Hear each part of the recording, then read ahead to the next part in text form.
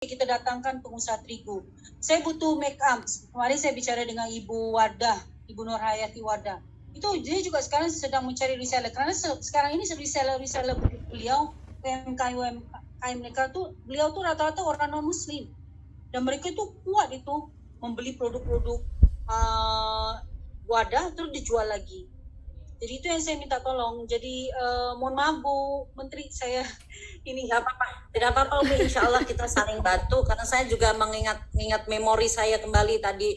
Saya sempat mendengar waktu itu ya, karena kebetulan juga kami di Papua waktu itu juga baru ya, usaha juga baru mulai ya. Terus pasti senior-senior, pengusaha-pengusaha yang sudah senior bermunculan, kasih motivasi buat kita. Salah satunya Ibu Pur itu saya sempat mendengar, tapi coba nanti saya sampaikan ke suami, siapa tahu masih ingat beliau dan masih tahu keberadaannya, biar kita nanti dicari ini.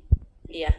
Umi sehat-sehat ya Umi, Masya Allah ini luar biasa. Nanti kita diskusi lebih lanjut lagi untuk secara apa ya, yang untuk pribadi kita bahas tentang kolaborasi kita bersama ACT dan Hanida Foundation. Terima kasih banyak Umi sudah bersedia menjadi salah satu pengawas ya, Dewan penasehat di Lumbung Indonesia, binaan dari Hanida Foundation. Mudah-mudahan kolaborasi kita berjalan bagus dan membawa manfaat untuk sesama. Ini memang benar-benar kan kata hadis kan menyatakan bahwa sebaik-baik manusia adalah yang bermanfaat, dan sebaik-baik manfaat adalah yang dirasakan buat masyarakat, dan inilah yang sudah dilakukan oleh ACT dan Umi Wahidah. Tentunya kita Hanida Foundation yang baru seumur jagung juga harus belajar banyak dari sosok Umi Wahidah dan juga dari komunitas ya ACT.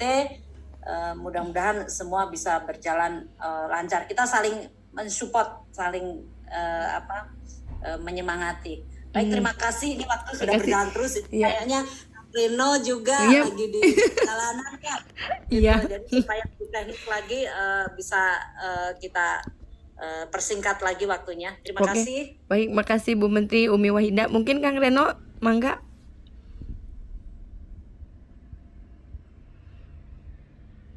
Singkat saja ya mungkin ya. Ini luar biasa sekali. Saya sambil ketika Panjitan dan mungkin sudah masuk waktu jemput kita. Karena memang harapan kita pertama akan dengan demikian semakin banyak yang bisa kita terselamatkan, kita perlu perpegangan tangan dan provinsi. Ya, ACT nggak bisa bekerja sendiri lah ya. Yang kedua, tentu setiap bidang memiliki keahlian masing-masing tadi juga dengan UMKM-nya, dan Wahidah juga sudah pengalaman, dan ACT memang spesialisasi di kebencanaan, lapangan, kalau kata orang Prancis mampu bolokot lekat gitu ya. Jadi memang tidak ada perannya. Nah, terkait wakaf produktif, jadi kita bicara wakaf memang 90% di produktif, 10% di wakaf sosial gitu. Ya kalau belajar dari Singapura dan Malaysia, barangkali sebagian itu wakaf sudah berperan luar biasa gitu. Babnya di Indonesia. Dan nanti kerjasamanya dengan Anda, baik dari sisi dakwah, bagaimana gerakan fundraising-nya, mengajak seluruh jaring dari dengan wakaf produktif. Dan dapat dari sisi pendampingan, sehingga bisa lebih luas yang mendapatkan manfaat. Maupun juga dari sisi penerima manfaat, ya kan. Meskipun sebetulnya daftar para penerima manfaat ini terus masuk ke kita ya, ke ACT. Namun ini kan perlu disurvei, dikurasi, perlu disesuaikan dengan standar-standar kita, sehingga bisa sesuai dengan harapan kita. Karena kalau bicara modal, usaha dengan modal hanya, ini kan UMKM ultramikro sebetulnya. Yang wakaf modal produktif itu ultramikro. Paling tidak mereka bisa bertahan hidup masa krisis ini, dan juga menguatkan sisi ruhiyah dan robaniyah. Makanya tadi dari 186 bisa mengembali 43% dalam waktu kurang lebih 10 bulan. Ini luar biasa sebetulnya, karena memang kuat dari sisi tarbiyah. Nah, mungkin dari pendampingan dari santri-santri Umi Wahidah ini mudah-mudahan bisa sesuai lah ya, artinya dari sisi tarbiyah dan juga kemampuan agamanya tentu ini kan sudah selesai lah. Mudah-mudahan ini demikian yang saya sampaikan barangkali Lina. Iya, mungkin Kang Reno ada sedikit yang dibahas aja mumpung bersama. Kalau untuk kemungkinan distribusi uang modal wakaf itu mungkin nggak bisa kita coba koordinir dengan mungkin bisa pembelian yang mungkin beliau UMKM misalnya perlu tadi ada Umi kenal dengan pabrik terigu. Nah itu kan dengan pasti harga murah dibanding dengan beli ke pasar. Apakah mungkin nggak dari harus tetap ke UMKM modalnya atau bisa melalui koordinir melalui koperasi? Aja sih, tapi perlu kita mapping dulu ya. Misalkan gini, contoh, kalau misalkan penerima manfaatnya lokasinya sangat terjangkau, tapi kalau tidak, apakah mungkin berdatangkan terigu dari yang memang jaraknya ongkosnya lebih mahal ongkosnya gitu. Oh oke. Ini kan ultra mikro sekali gitu kan. Nah sebetulnya ACT sudah sorry. Kalau dari Sri Boga itu mereka itu sudah ada dan mereka tuh butuh sebenarnya agen-agen di lapangan ya. Jadi kalau mereka nggak langsung dari pusatnya itu kan di Semarang pabrik mereka. Jadi kalau saya untuk apa? Supaya UMKM kita itu tidak beli dari produk-produk non Muslim. Sri Boga itu hanya satu-satunya produk terigu Muslim itu hanya Sri Boga. Yang lain itu Sari Boga, Bogasari itu non Muslim semua. Kita kan maunya dari Muslim oleh Muslim untuk dunia. Dan kita mau meng-create the halal value chain. Yang namanya halal value chain dari hulu sampai hilir harus dari Muslim oleh Muslim. Kalau untuk non Muslim ya tapada. Tapi kalau yang namanya kita mau create